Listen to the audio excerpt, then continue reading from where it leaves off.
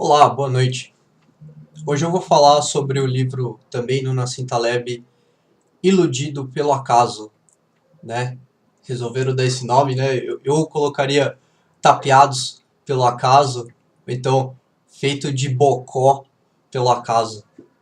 Provavelmente esse vídeo será composto de duas partes. O livro também é composto de duas partes e por ser um livro um pouco mais extenso, assim, eu estou dando uma revisada. Hoje eu consegui revisar a primeira parte e tenho aqui a minha cola. Provavelmente eu vou fazer um segundo vídeo com a segunda parte, então esperem o segundo vídeo. A parte técnica, eu já falei do Nassim Taleb, esse aqui é o primeiro livro dele, o primeiro livro da série Incerto. Depois ele criou a série, né?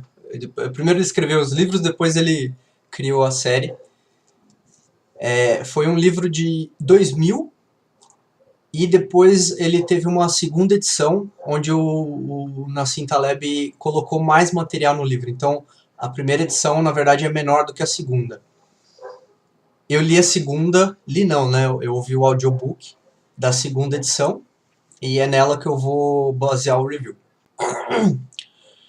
Então, o tema central do livro, como o título sugere, é sobre as formas como o ser humano é enganado pela aleatoriedade, pelos fenômenos aleatórios, e eles são enganados de maneira muito específica. Então, no começo do livro, ele coloca uma tabela, na primeira coluna, a explicação aleatória do fenômeno, e a segunda coluna, a explicação, como a percepção sobre o fenômeno, né?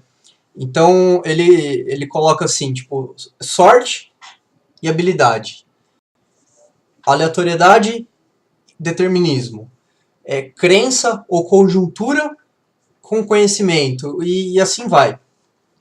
O importante, né? O idiota sortudo contra o investidor qualificado. Bias de sobrevivência contra performance acima do mercado.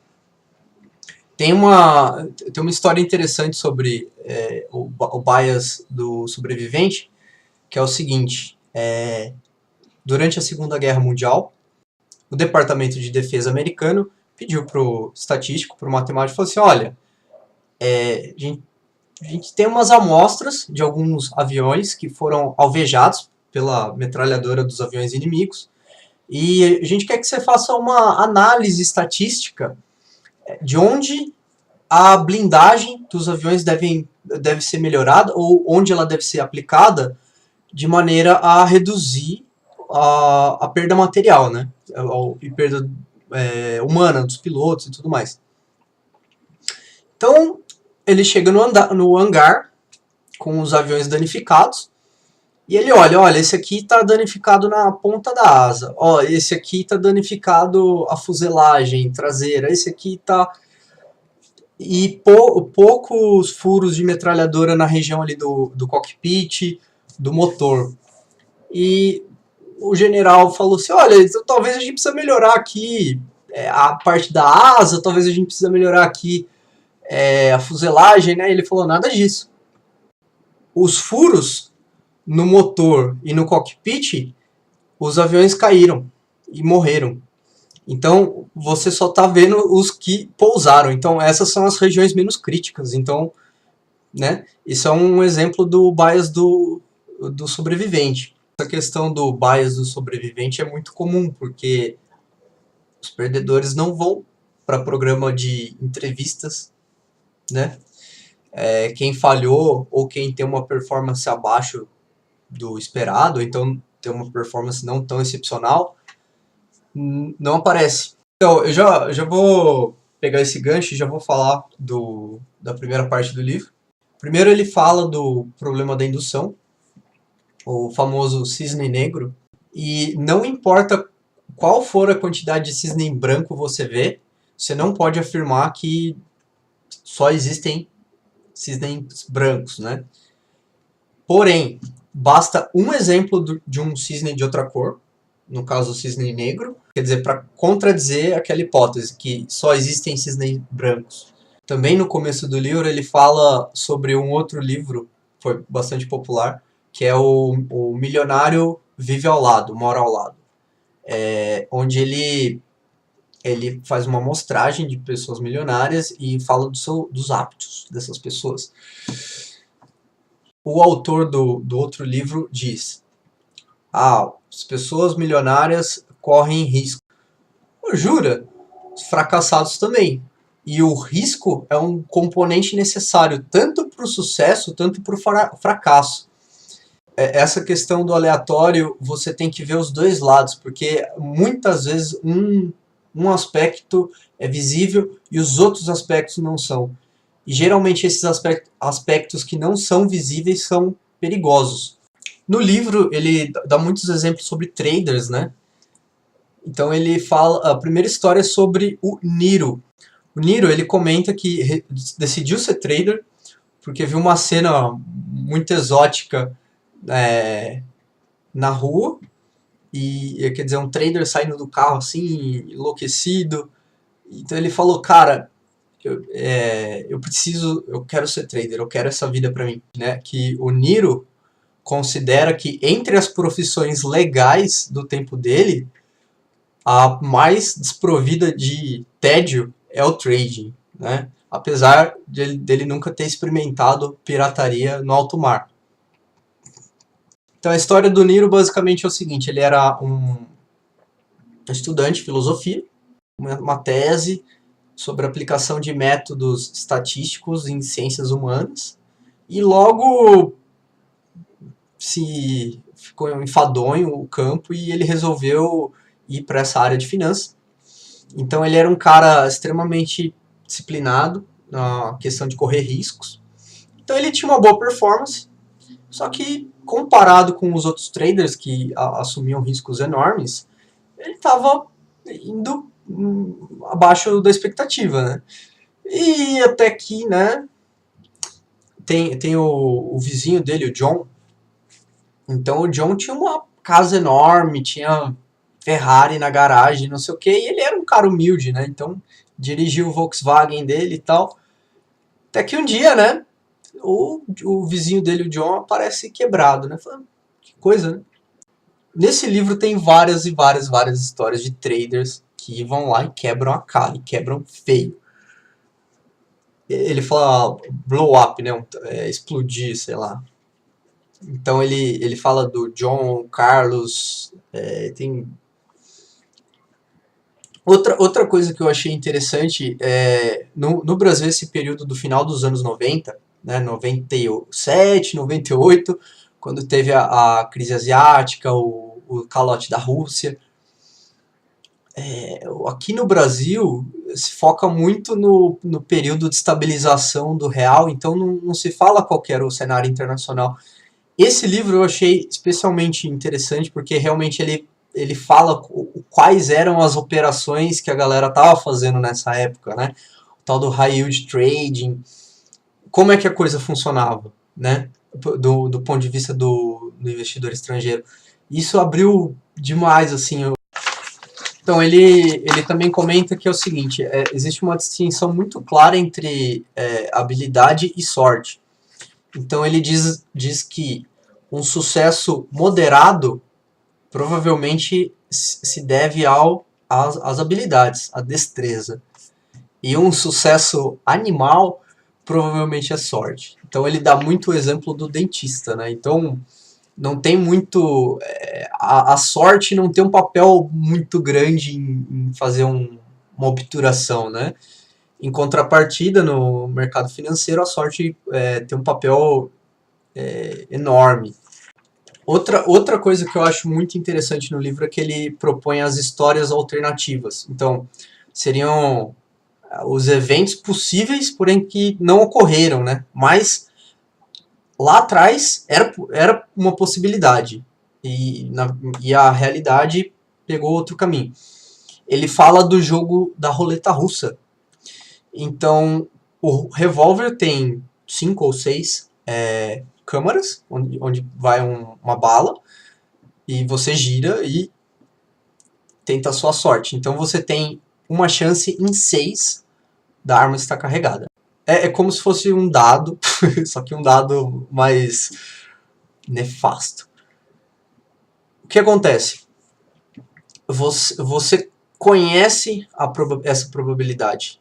Então, você não joga esse jogo porque, apesar da chance estar a seu favor, é uma aposta estúpida, estupidamente perigosa. Porém, o revólver da realidade, o revólver do mercado financeiro, você não conhece quantas balas tem lá dentro, né? Ou quantas balas cabem. E que torna a coisa muito mais traiçoeira. Eu não sei de fato qual ou quando vai vir um evento grande e importante. Ele cita aqui que a galera do High Yield Trading estava sempre muito alavancada, então às vezes o trade deles andava 10% contra, que assim, é bastante, mas não é nada terrivelmente fora do padrão. Às vezes eles explodiam. Então, voltando. Essa questão do revólver, você conhecer o processo. Então, eu sei que lá tem uma bala e eu vou dar 5 tiros e eles não vão atirar, mas um deles vai, é o gerador, é o fenômeno gerador. Então, ele argumenta que, na verdade, o que importa para o sucesso, não para o sucesso, mas o fator predominante ali das estratégias deve ser o gerador. E não o resultado, porque o resultado é muito influenciado pelo acaso. Então, as pessoas têm que prestar mais atenção no gerador, né, do que nos resultados. Da minha pouca experiência com trade, eu percebo muito isso. O setup é muito mais importante do que os resultados. Tem dia que vai perder, tem dia que vai ganhar muito, tem dia que vai ganhar mais ou menos, mas o ponto fundamental ali é você ter uma metodologia. Então, para mim, foi muito importante ele falar do gerador. Ele fala muito da simulação de Monte Carlo. O que é a simulação de Monte Carlo? Você roda em um computador vários cenários possíveis. A questão é a seguinte, para resolver um problema com Monte Carlo é mais fácil do que resolver matematicamente. Eu que sou péssimo em matemática, eu consigo montar uma simulação de Monte Carlo e resolver muita coisa. É um método usado largamente aí na indústria financeira e é muito interessante. Eu vou colocar até uma imagem aqui para vocês verem mais ou menos qual que é o resultado. Então, basicamente, ele mostra ele mostra todos os caminhos possíveis, né? Possíveis não, né? Dentro daquela amostra que você fez, ele mostra os caminhos possíveis, né? Então é como se você estivesse olhando para o futuro. O futuro vai seguir apenas um caminho daquele, mas, né? É interessante ver isso. E ele fala muito disso, que você deve aprender com o passado através da história e você pode aprender com o futuro através da simulação de Monte Carlo. E ele fala também dessa dicotomia das notícias e da história. Então, a história, ela filtra todo o ruído. Então, todos os eventos cotidianos ali, eles não fazem sentido no longo prazo. Então, a história tem só os eventos importantes. Entretanto, as notícias, como elas são do presente, elas têm todos os eventos. E é ruído, é totalmente ruído. Então, ele tem uma aversão pelos noticiários tremenda, né? A matemática é uma meditação sobre a história. Ai, cara, é muita coisa, mano. Outra coisa, ele fala sobre o método de Monte Carlo, que ele se sente o demiurgo, né? Então, ele tá criando o futuro ali na simulação. Eu achei bem bacana essa visão que ele tem da simulação de Monte Carlo. Então, ele comenta também, em uma das simulações que ele fez, os bulls, né, quem acredita na alta, no longo prazo não sobrevivem, os bears, galera que aposta na queda, no longo prazo não sobrevivem, e ele percebe que um grupo que tem maiores chances são os compradores de opções, como ele, né? Ele fez a fortuna dele no mercado de opções. Tem a questão do hindsight bias, né? Então, quando você chega no futuro e você olha pro passado e fala, é óbvio que ia acontecer isso, né? É óbvio mesmo. Fala de outro livro, que é O Fim da História, que a tese do livro é que assim, os conflitos do século XX estão resolvidos e agora vai ser só prosperidade e tal, né? A história continua. Então, não é porque você viu um padrão nos dados passados, quer dizer que esse padrão tem algum significado. Porque mesmo um processo aleatório ali pode eventualmente criar um padrão, mas não quer dizer que esse padrão tenha um gerador ali. Às vezes é ruído, né? Então não ficar muito preso nessa questão. Talvez isso seja uma crítica à análise técnica, então, porque a gente vê padrões, né, em gráficos, e não necessariamente esses padrões se concretizam, né? Ele comenta também dessa visão darwinista das coisas, né, que conforme a galera vai falhando no mercado, eles vão sendo empurrados para fora, né? Então, o mercado concentra só os vencedores ali, né? Então, os que têm a estratégia vencedora ao longo prazo. Né? Então, e ele comenta também que o passado sempre parece determinístico, mas nós aprendemos que o presente gera o futuro de maneira meio aleatória, eventos aleatórios, né? Então, como é que o passado é determinístico se o, né, tem esse ciclo, né? Então, tomem cuidado com dados históricos. Ele comenta também da lei dos grandes números, né? Aquela ideia estatística que quando você tem uma amostra grande, num número suficientemente grande, as médias, os desvios padrões tendem ao teórico, né? Aos valores teóricos, parâmetros teóricos. E às vezes você tem um processo e ainda você não tem uma amostra grande o suficiente, então todo tipo de loucura pode acontecer. Em amostras pequenas, né? Conforme você vai aumentando a amostra, você vai vendo os parâmetros verdadeiros. Outra coisa que ele comenta é do Robert Merton e do Shiller. Merton é o cara por trás do modelo de Black-Scholes e a infame LTCM. Então procurem aí. Então basicamente o Merton acreditava no modelo dos mercados eficientes. Então quer dizer, toda a informação disponível está refletida no preço. Então não existe uma maneira de se aproveitar, arbitrar, ou então não existe nenhuma distorção no mercado. Enquanto o Shiller fala, não, o gerador do mercado é um componente racional, é o ser humano, então toda hora tem distorções, toda hora tem empresas irracionais, né? Então tudo bem, né? São dois grandes proponentes de cada campo teórico aí. O Shiller é da exuberância racional, né? Beleza, e dá um tempo, o Merton cria a LTCE, que era uma empresa que fazia arbitragem, né? Arbitrava. Ele fala no livro, é como se o Papa se convertesse ao islamismo, né? E todo mundo sabe da história, a LTCM faliu fantasticamente e fim da história. Então, e o Shiller tá aí até hoje, né? Os dois estão, eu acredito que os dois estejam vivos. Deixa eu ver aqui. Os dois estão vivos, os dois. O Merton, assim, deu uma sumida até onde eu sei. O que eu falei de taxa de juros, né, high yield trading, ele fala do exemplo do Carlos. Como é que funciona? Na década de 90, né, as economias da América Latina estavam... América Latina é bloco do leste europeu, Ásia. Essas economias, assim, estavam começando, né, entrando pro palco global aí para o capitalismo. Então, os títulos que os governos emitiram estavam com bom desconto, né? Então, o preço estava meio abaixo. Então, a galera fazia o seguinte, emprestava dinheiro nos Estados Unidos e Inglaterra, no juro americano, inglês e tudo mais baixo, ia lá e comprava títulos dos países emergentes. Então, enquanto os Estados Unidos pagava 6, o Brasil ia pagar 20, né? Esse era o trade dos caras. Daí o que aconteceu? Foi anos assim, né? Tipo, 7 anos. Aqui ele fala em 7 anos.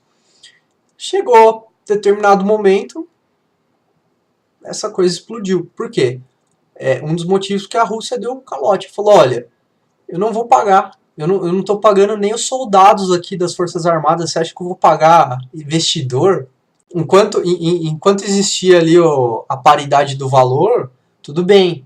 Agora, quando o valor desse carinha aqui foi para zero, o cara ficou só com a dívida, né? Então, essa galera desse high yield trading perdeu muita grana. E foi um dos motivos da crise do real aí, que foi a crise asiática e o calote da Rússia. Eu era muito pequeno nessa época, eu tinha 8 anos de idade, eu não lembro, mas é uma coisa bastante presente na história econômica brasileira. Então, outra coisa que ele fala é o seguinte, é o problema do peso mexicano. O que acontece? O peso mexicano tem uma fase de estabilidade, depois dá alguma estabilidade política lá e é difícil modelar, porque ele tem períodos de pouca volatilidade e depois parece o Brasil, né? Daí o que acontece? A galera que pega o começo desse período de estabilidade, ganha uma grana, porque o juro é sempre mais alto que o americano. Daí dá chacoalhada, quebram, vão embora do mercado. Passa um tempo, entra uma galera nova, não aprendeu com os erros do passado e repete. Ele fala uma coisa interessante, a economia é a área perfeita para os charlatões, pois não existe a possibilidade de verificação experimental. Sobre o investidor sortudo, né? Ele dá aquele exemplo que se você colocar um número infinito de macaquinhos no teclado e um tempo infinito, um deles vai apertar as teclas da maneira correta e vão sair grandes obras da literatura, né? Dado um número grande de macaquinhos e um número grande de tempo. Então, digamos que o macaquinho A digitou a Ilíada. Beleza, né? E daí eu te apresento esse macaquinho e falo, olha, esse macaquinho, ele digitou a Ilíada. Eu tenho certeza que da próxima vez que eu colocar aqui, ele vai digitar a Odisseia. Você quer investir seu dinheiro com ele? Fim da parte 1.